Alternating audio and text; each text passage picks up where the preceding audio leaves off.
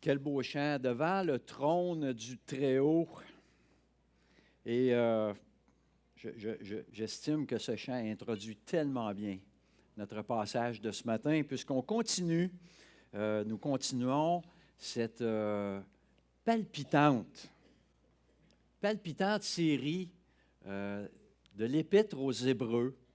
Et je n'ai pas compté à combien nous sommes rendus. C'est la énième session à travers laquelle on passe à travers tout le texte et nous découvrons à quel point Jésus non seulement est précieux, mais Jésus est supérieur en toutes choses.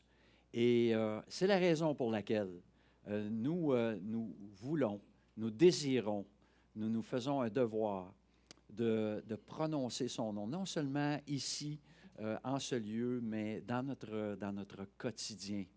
Dans notre quotidien, dans notre privé, dans nos interactions. On veut prononcer le nom de Jésus, ce nom qui est si précieux et supérieur.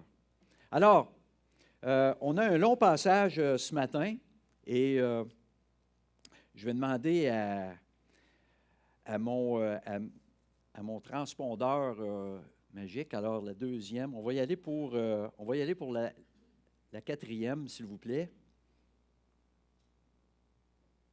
Alors, un long passage, on termine le chapitre 4 et on entame le chapitre 5.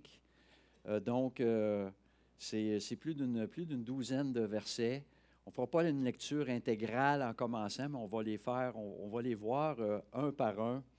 Et ce qu'on veut retenir ce matin, dans cette lecture, dans ce passage, deux notions importantes.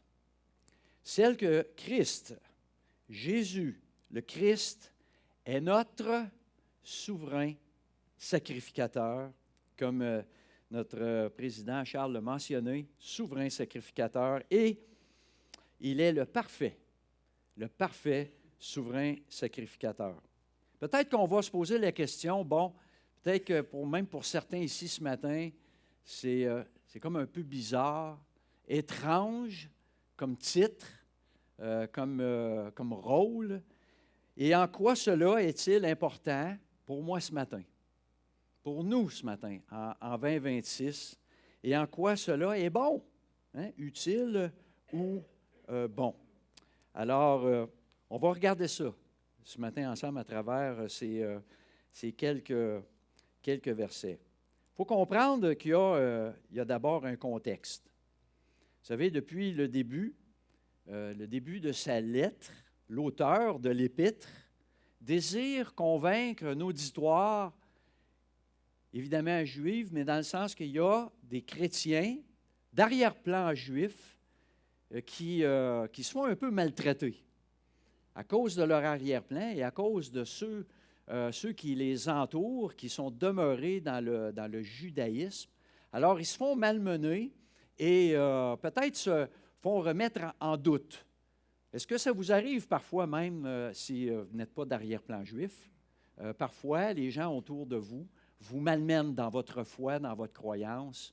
Et peut-être, à tête reposée, on s'assoit, puis peut-être qu'on remet en question certaines choses auxquelles on croit. Peut-être que ça peut vous arriver. Alors, l'auteur voulait encourager ces croyants d'arrière-plan juif de la suprématie de Christ en toutes choses. Parce que c'est là que les Juifs allaient frapper, ils allaient taper sur le clou. Alors, on a parlé de sa supériorité de son nom, sa supériorité aux anges, sa supériorité à Moïse et la supériorité du repos en Christ. L'auteur aborde maintenant un autre domaine de la spiritualité juive qui est très important. Le sacerdoce, la prêtrise, et plus particulièrement la personne, la position, le rôle du souverain sacrificateur. Et on va voir cela, pas seulement ce matin, mais au cours des 4 prochains chapitres de l'Épître. Alors, on voit au chapitre 1, à titre de souverain sacrificateur, il en parle déjà, il fait la purification des péchés. Et au chapitre 2, le souverain sacrificateur est miséricordieux, fidèle. Et on a vu au chapitre 3 qu'il est apôtre et souverain sacrificateur de la foi.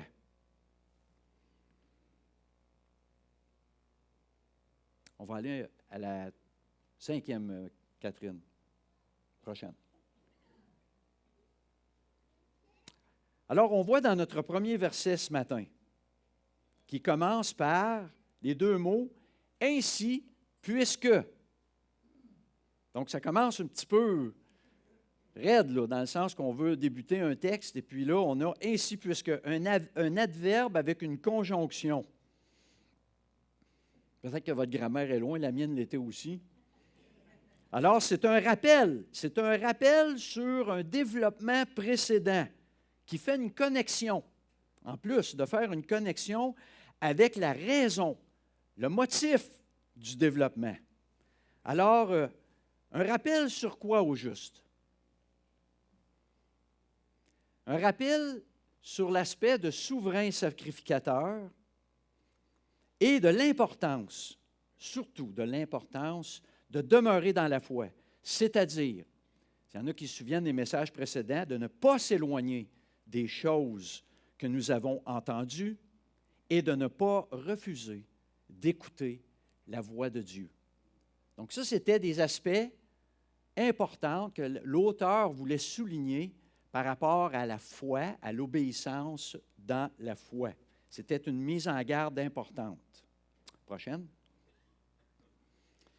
Prenons une minute pour bien saisir l'importance du souverain sacrificateur pour le Juif. Seul le souverain sacrificateur pouvait offrir le plus grand sacrifice et uniquement une fois par an, le jour des expiations, le jour du grand pardon, ce qu'ils appellent le Yom Kippour. Peut-être parfois vous tournez votre calendrier puis vous voyez la date, Yom Kippour. Qu'est-ce que c'est que ça? Eh bien, on va voir ça ce matin. Le Yom Kippour. Ce jour-là, tous les péchés du peuple étaient symboliquement placés dans un récipient que le souverain sacrificateur devait lui seul transporter pour ensuite passer par 3 endroits du temple. Prochaine. Il devait d'abord traverser le parvis extérieur. Donc, il partait seul. Tout le monde était dans la cour. Et puis là, il y avait ce petit récipient au bout d'une perche. Et puis là, il partait. C'était un périple que lui seul pouvait faire. Et tout le monde était derrière. Le peuple était dans la cour principale. Et il y avait les sacrificateurs avec lui devant la porte du parvis. Et là, il traversait. Pour ensuite, prochaine. Pour ensuite traverser. Prochaine. Pour ensuite traverser le lieu saint, à l'intérieur. Et, prochaine, pour ensuite traverser le voile, pour pénétrer dans le lieu très saint. Et vous savez, prochaine, le souverain sacrificateur ne devait pas s'attarder.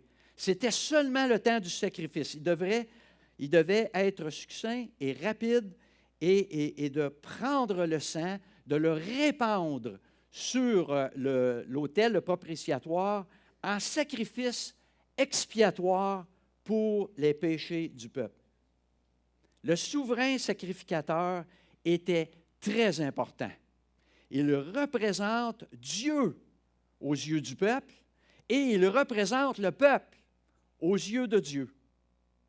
Et une succession d'hommes exerce ce précieux et prestigieux travail depuis les temps anciens, depuis Aaron, selon la précieuse et divine loi mosaïque. Le souverain sacrificateur était leur homme. C'était important. C'était ça, le jour de Yom Kippour, c'est notre homme. Vous savez que pour un Québécois, c'est comme dire, prochaine, Nick Suzuki, là, c'est notre homme. Et vous savez que lui aussi, il a à traverser 3 zones, hein, revêtues de la sainte flanelle. Et il transporte ce disque précieux, hein,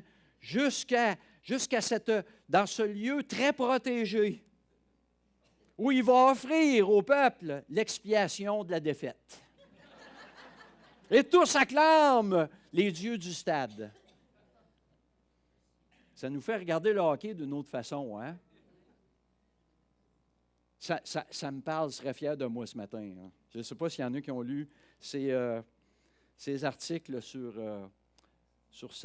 son podcast, sa page Facebook. Prochaine. Alors, on continue. Ainsi puisque, alors voilà, nous avons un grand souverain sacrificateur qui a traversé les cieux, Jésus, le Fils de Dieu. Demeurons fermes dans la foi que nous professons. L'auteur affirme le sacerdoce souverain de Jésus par la foi des disciples de Christ, en plus de le qualifier de grand.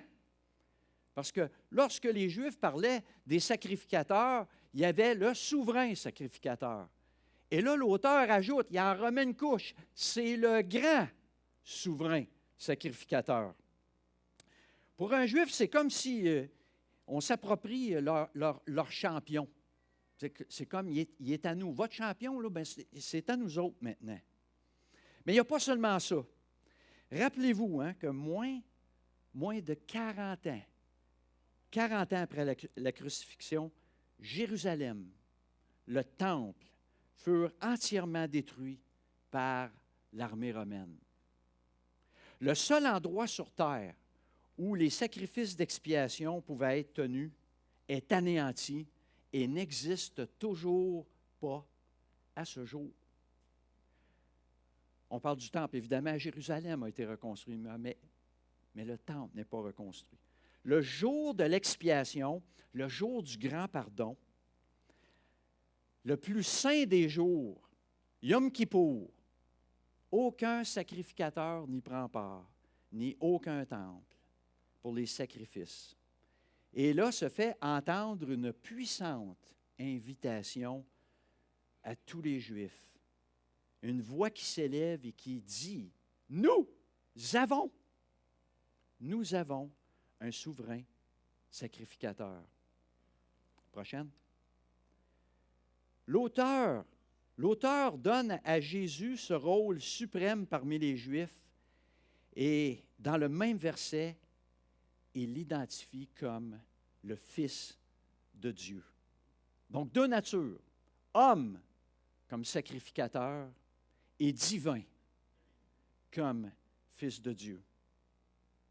Prochaine. Autre détail intéressant, il a traversé les cieux.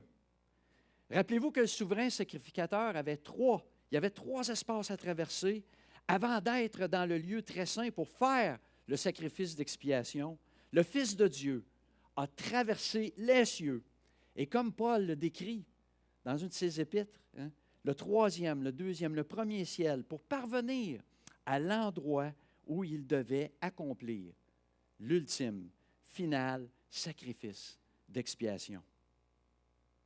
Et l'auteur continue. Car nous n'avons pas un souverain sacrificateur qui ne puisse compatir à nos faiblesses. Au contraire, il a été tenté comme nous, en toutes choses, sans commettre de péché. Alors, c'est un thème qui revient. On a vu ça dans les chapitres précédents, et l'auteur revient et il martèle le message. Ce que le Juif a besoin de savoir, et ce qu'il a vraiment besoin de savoir, ce sont les attributs de notre grand souverain sacrificateur. Vous savez que pour une grande partie des gens qui croient à une forme de divinité ou d'intelligence suprême qui domine sur l'univers, cette divinité est réputée d'être éloignée de la vie, du quotidien, du souci des hommes. Même pour plusieurs et des plus fervents, je dirais, croyants de l'islam, cette perception de Dieu n'est pas si différente que ça. Pas si différente des agnostiques, okay, qui voient cette divinité-là détachée de ce qui se passe dans mon quotidien. Et le musulman aurait de la difficulté, même s'il décrit un Dieu souverain, il est distant, il n'éprouve peu ou pas d'émotion et n'exprime pratiquement pas de tout type de sentiments. Même pour eux, c'est horrible de penser que Dieu serait incarné dans un corps comme le nôtre. C'est même dégoûtant pour eux. Alors, pas étonnant qu'il est pratiquement impossible pour un musulman de répondre à cette question. Donne-moi une preuve qu'Allah est miséricordieux. Une preuve que Allah est empreint de miséricorde, de pitié, de compassion. Parce que pour le démontrer, ça prend une preuve d'amour, ça prend une preuve de dévouement, d'abandon de soi, d'abnégation, de sacrifice, qui sont les attributs essentiels de la miséricorde. Alors nous avons un souverain sacrificateur, Jésus-Christ, qui compatit à nos faiblesses, car dans sa nature humaine, il a été tenté et éprouvé en toutes choses. Il n'y a rien qu'on ait pu vivre qu'il n'ait pas vécu lui-même.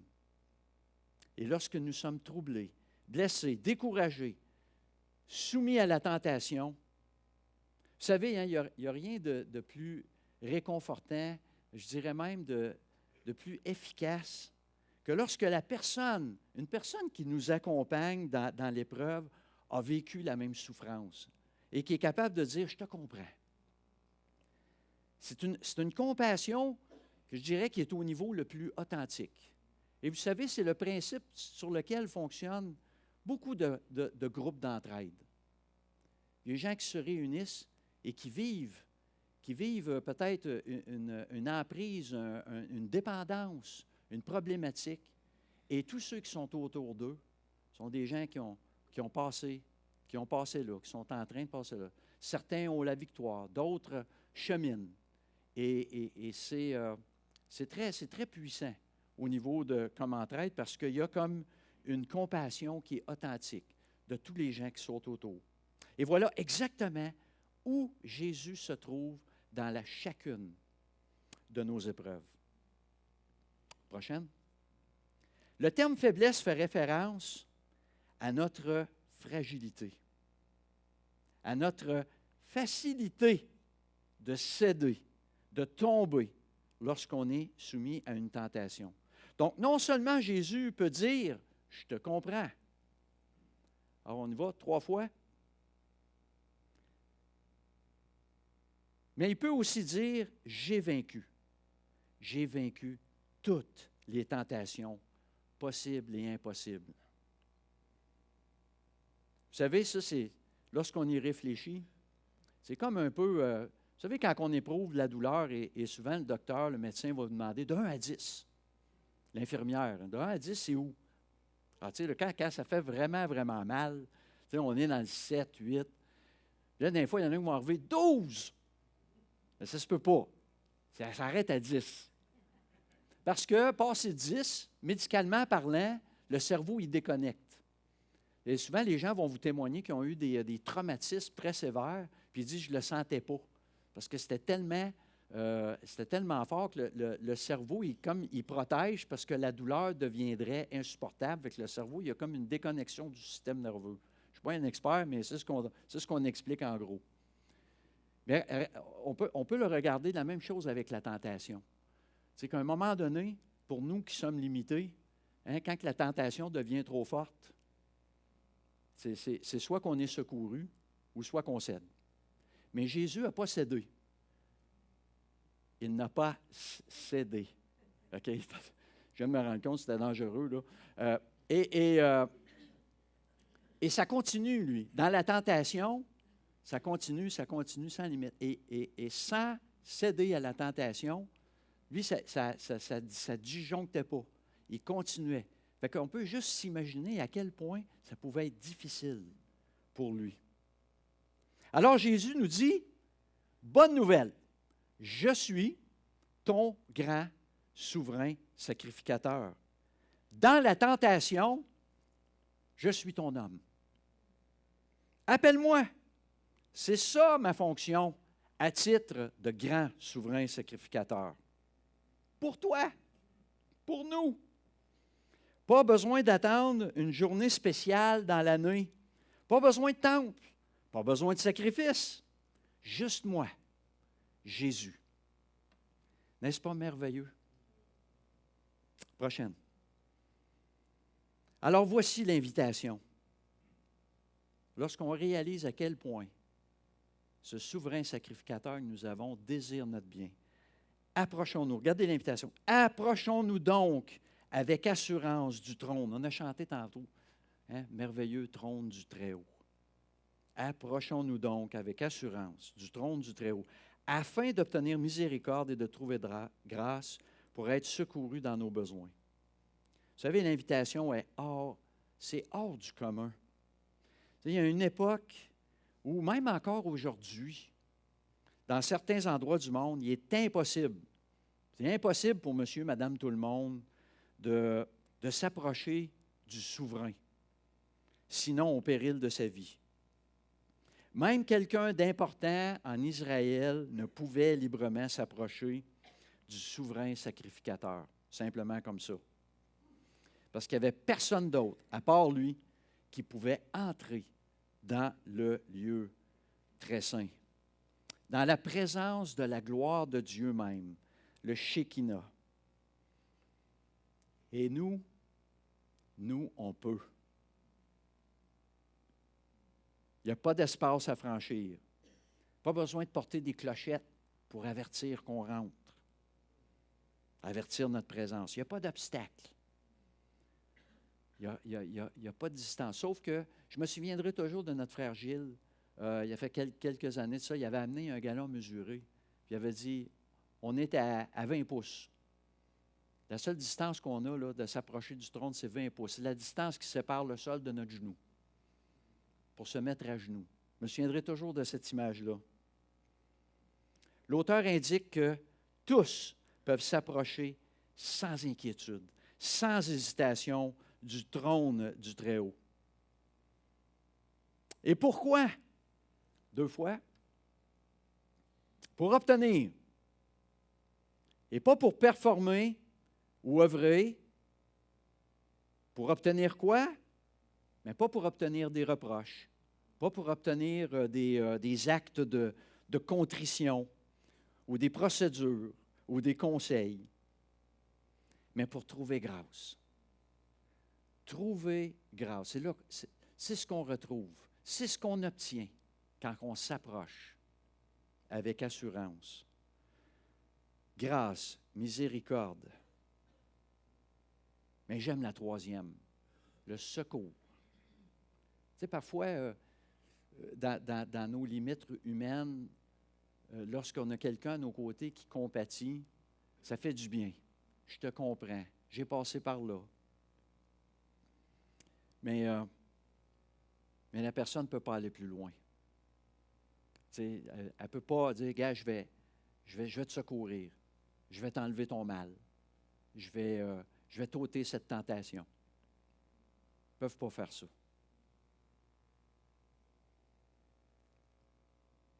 Tel que tu es.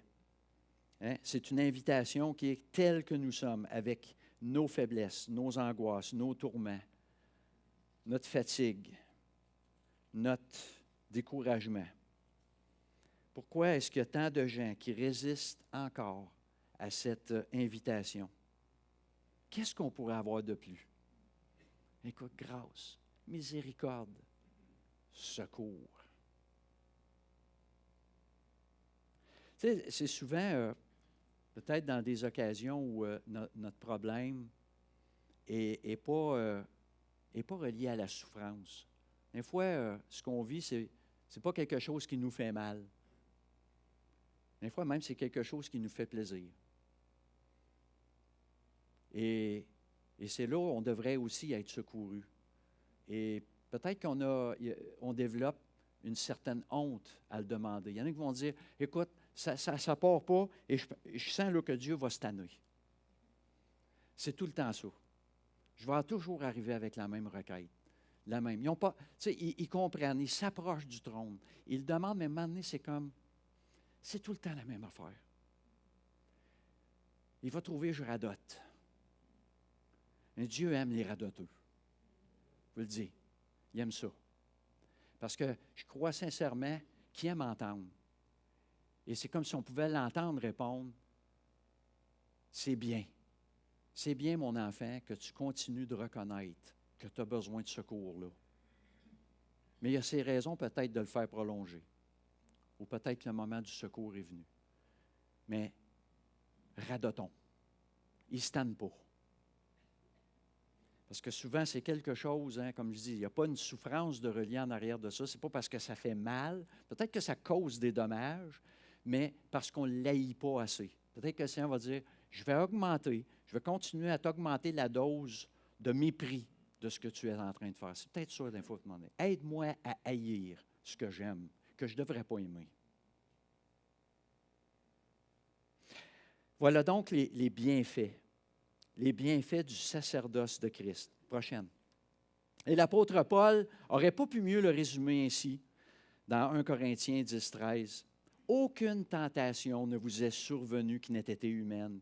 Et Dieu qui est fidèle ne permettra pas que vous soyez tentés au-delà de vos forces. Mais avec la tentation, il préparera aussi le moyen d'en sortir, afin que vous puissiez la supporter. C'est un passage que j'ai longuement médité.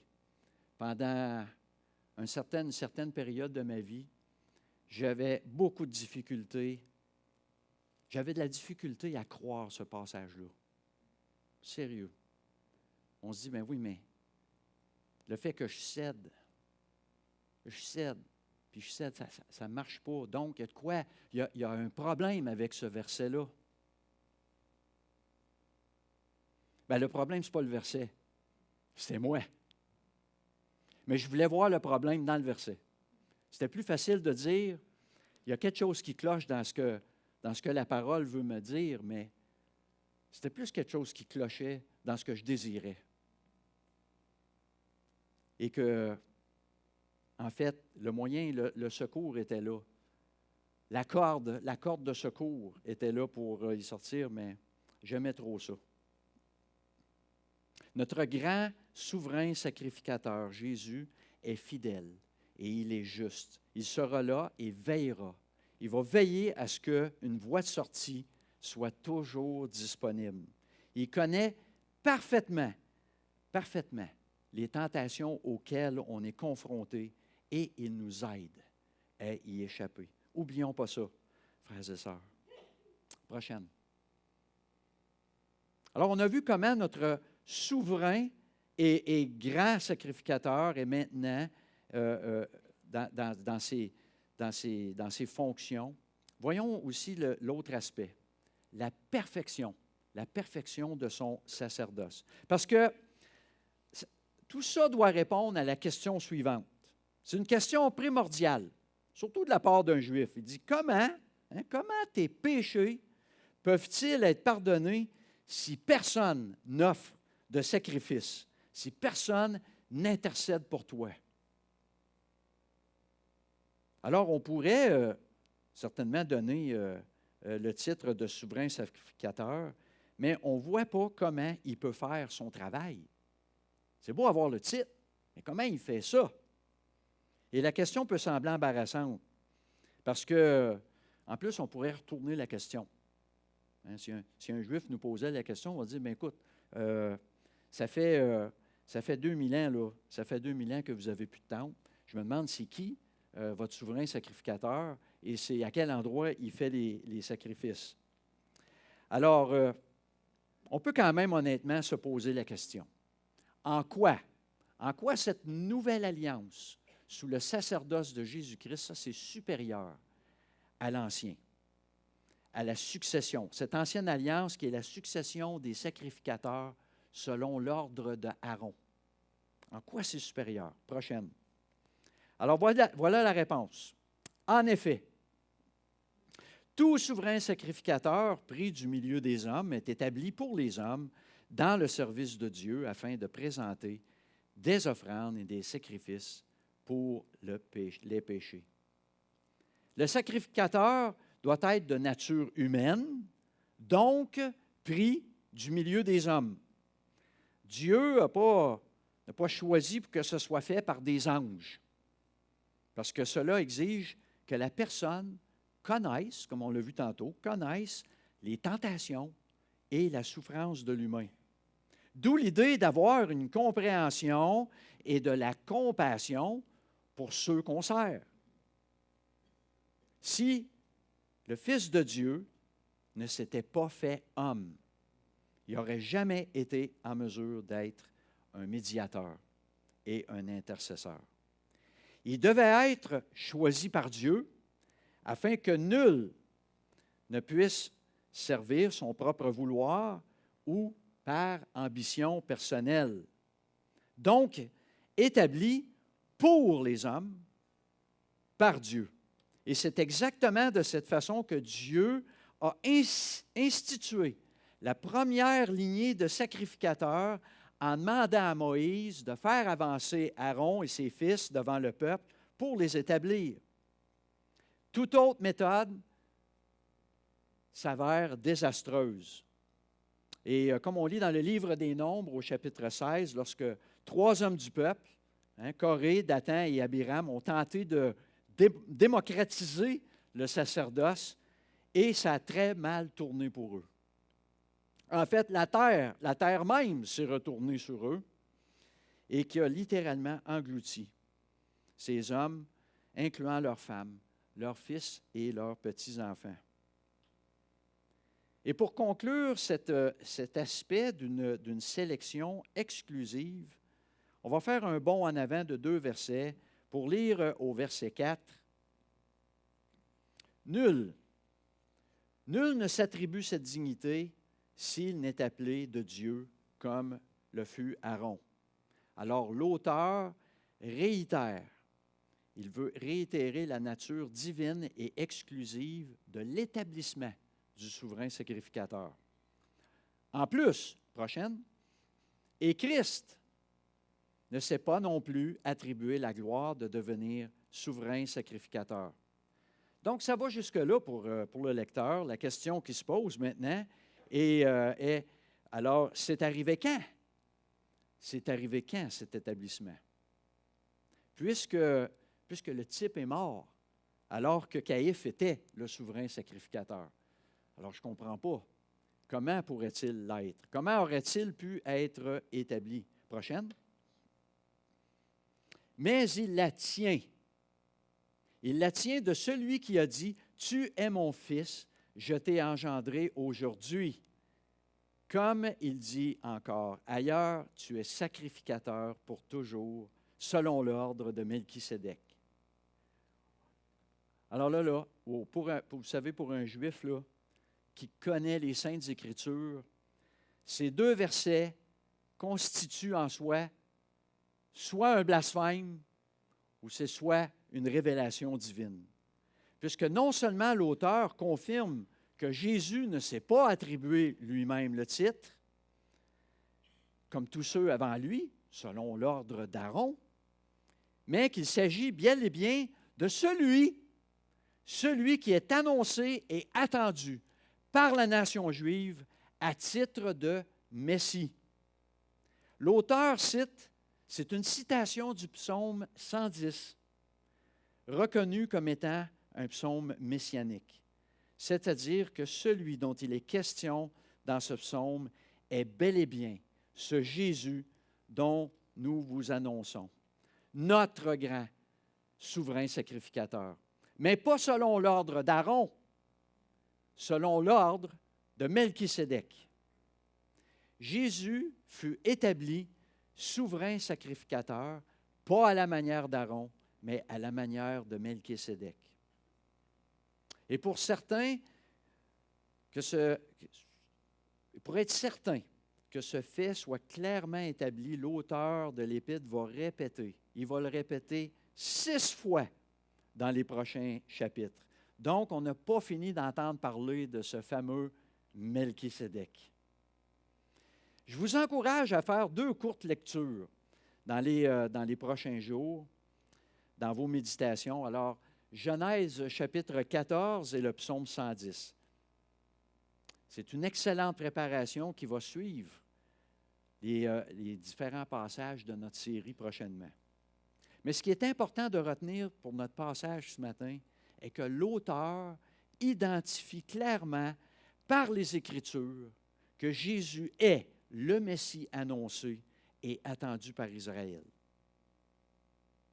On va revenir maintenant au cœur de notre lecture, et c'est ce que je crois qui est le plus important pour nous ce matin, qui traite du caractère unique de Jésus comme notre souverain sacrificateur. Prochaine. Il peut être indulgent pour les ignorants et les égarés, puisque la faiblesse est aussi son partage. Verset 3. Et c'est à cause de cette faiblesse qu'il doit offrir des sacrifices pour ses propres péchés, comme pour ceux du peuple. Le verset 2 réitère le besoin d'un souverain sacrificateur qui devait participer aux choses humaines, vivre le sort commun de l'humanité, vivre parmi les hommes et ressentir avec eux leurs joies, leurs peines, leurs soucis, afin de pouvoir les comprendre et faire preuve d'indulgence et de compréhension. Mais vous savez, attention, on ne peut pas, c'est pas pour n'importe qui. Et c'est ce que le texte veut souligner. Pour les ignorants et les égarés, le souverain sacrificateur faisait l'expiation des péchés exclusivement pour ceux qui péchaient par ignorance et qui s'éloignaient de la grâce sans le savoir. Parce que vous savez, toute l'année, toutes les semaines, tous les jours, il y avait des différents sacrifices et rituels d'offrande pour l'expiation des péchés que les gens savaient qu'ils avaient commis. Mais une fois l'an, le souverain sacrificateur, lui, devait s'occuper de tous les autres péchés que tu n'avais pas connaissance. Ignorant, tu t'égares et tu ne t'en rends pas compte. Mais il n'y avait aucun recours pour ceux qui faisaient le mal volontairement et qui maintenaient un cœur rebelle. Aucun recours. Non seulement le souverain sacrificateur, il ne pouvait rien faire, mais l'ordonnance exigeait que ceux-ci soient retranchés du milieu du peuple.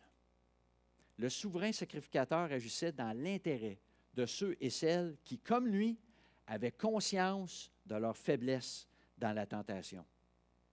Il devait donc, premièrement, expier ses propres péchés, d'abord, puis ensuite ceux du peuple. Car aucun des sacrificateurs, selon l'ordre d'Aaron, n'était parfait devant Dieu. Alors, il devait le répéter à chaque année. Prochaine. Verset 7. C'est lui qui, dans les jours de sa chair, ayant présenté avec des grands cris, avec des larmes, des prières et des supplications, à celui qui pouvait le sauver de la mort et ayant été exaucé à cause de sa pitié. Les jours de sa chair. Jésus possède une existence avant et après les jours de sa chair. C'est comme une parenthèse dans son existence éternelle passée et éternelle future. Donc, l'auteur spécifie les jours de sa chair. Des prières et des supplications. L'anticipation agonisante de la croix à Gethsémani. À l'idée de devenir péché et de recevoir toute la colère de Dieu qu'un tel état mérite. Il a ressenti la pleine puissance du péché. Il a été tenté, il a crié, il a pleuré, il a été attristé, il a été affligé. Et comme fils de Dieu, il l'avait toujours su. Et il l'a pleinement expérimenté sur terre. Et ayant fait cela, il est parfaitement compatissant avec chacun de nous. Celui qui pouvait le sauver de la mort. La croix était l'objectif. Et ça, il le savait. Et la mort aussi. Mourir faisait partie du plan. Et j'aimerais qu'on considère cette parole du Seigneur. Prochaine. Dans Jean chapitre 12 au verset 27, Jésus dit, « Maintenant mon âme est troublée. Et que dirai-je? Père, délivre-moi de cette heure. Mais c'est pour cela que je suis venu, jusqu'à cette heure. Cette heure de mourir. » Jésus, il ne désirait pas y échapper. Dieu ne l'a pas sauvé de la mort à la croix, mais il l'a tiré hors de la mort, dans laquelle Jésus s'est trouvé. Jésus ne priait pas pour y échapper, mais pour ne pas y demeurer, pour recevoir l'assurance de la résurrection. À cause de sa piété, et voilà encore la marque d'un serviteur qui s'est humilié devant Dieu malgré sa position de fils au sein de la Trinité. Imaginez ça, le Fils de Dieu qui avait la crainte, le respect, la soumission et un dévouement envers le Père. La reconnaissance que Dieu est souverain. Et ça pour chacun de nous, ça devrait être quel modèle de dévouement et d'obéissance, de reconnaissance. Prochaine. Verset 8. Il a appris bien qu'il fût fils, l'obéissance par les choses qu'il a souffertes. Non, mais je pense que ça vaut la peine d'y réfléchir à cela. Et moi, je trouve ça absolument inimaginable. Que le Fils qui est Dieu abandonne ses pouvoirs pendant 33 ans pour endurer la nature humaine, constamment assailli par les tentations du péché, en plus de se soumettre au plan divin, de subir l'agonie sur la croix et la colère de Dieu. Et de dire ensuite que le Fils a appris quelque chose. Le Fils de Dieu a appris. C'est particulier, hein? Des fois, je ne m'étais jamais vraiment arrêté à cela. Je me dis, le Fils de Dieu, y avait-tu besoin d'apprendre quelque chose? C'est ce que la parole dit. L'obéissance dans la souffrance. Derrière le principe de l'expérience, il y a l'apprentissage. Il a expérimenté à la perfection et il a appris à la perfection et est désormais notre parfait souverain sacrificateur. Lorsqu'on va dans la prière à genoux, vous savez, il y a de ces moments hein, où on est accablé et on est en train de crier à Dieu, hein, ô Dieu. Ce qui m'arrive est tellement difficile à porter. C'est trop dur. C'est trop difficile. J'en peux plus. Quel réconfort de ressentir ses bras nous soutenir et de savoir qu'au plus profond de nous-mêmes, il nous répond, « Je le sais. Je le sais. »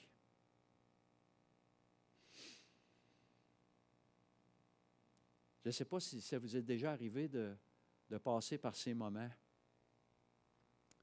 mais c'est là qu'on réalise à quel point l'amour de Dieu, par sa connaissance de notre souffrance, vient tellement nous réconforter, même si la souffrance continue. Et on dirait qu'il y a comme quelque chose dans cela qui vient transformer la souffrance qu'on a intérieure. Prochaine. Et qui, après avoir été élevé à la perfection, est devenu pour tous ceux qui lui obéissent l'auteur d'un salut éternel. Non seulement il est souverain sacrificateur, mais il est aussi l'objet du sacrifice. Le parfait sacrificateur qui s'offre lui-même en sacrifice. La victime parfaite, sans défaut, sans tache. Jésus est non seulement un médiateur parfait, mais aussi devient le substitut parfait pour tous ceux qui croient en son œuvre, jusque dans la mort à la croix. Par sa mort, Jésus a ouvert la voie du salut éternel. Il conduit pour toujours à la perfection tous ceux et celles qui croient en acceptant son parfait sacrifice et qui lui obéissent. Vous savez, on parle ici de l'obéissance de la foi, pas l'obéissance à la loi. L'obéissance de la foi. Parce que l'obéissance à la loi nous a juste montré qu'on allait mourir. Parce que ce n'est pas possible. Ça nous est impossible. Et c'est la raison pour laquelle on avait besoin d'un grand souverain sacrificateur. Prochaine. C'est ce qu'on doit retenir. On a un grand souverain sacrificateur et il est parfait. Gloire à Dieu. Gloire à Dieu et à l'œuvre parfaite du Seigneur Jésus. Prions. Seigneur Dieu, nous voulons considérer un instant le fait que tu nous présentes ton Fils Jésus-Christ comme notre seul et unique médiateur, le seul qui a parfaitement accompli, qui a parfaitement compris, qui a expérimenté et qui compatit à nos faiblesses, à nos tentations, au mal qui nous enveloppe si facilement. Merci pour Jésus. Merci pour cet ami fidèle et tendre que nous avons en la personne de Jésus-Christ. Que toute gloire te soit remise, Seigneur. Que toute la force, les louanges, la puissance te soit remise, Seigneur, à travers la louange que nous ferons ce matin, à travers cette reconnaissance, cette adoration que nous désirons t'offrir. Merci encore une fois pour ta grâce, ta miséricorde et le secours que tu nous apportes. Dans le nom de Jésus que nous te prions. Amen.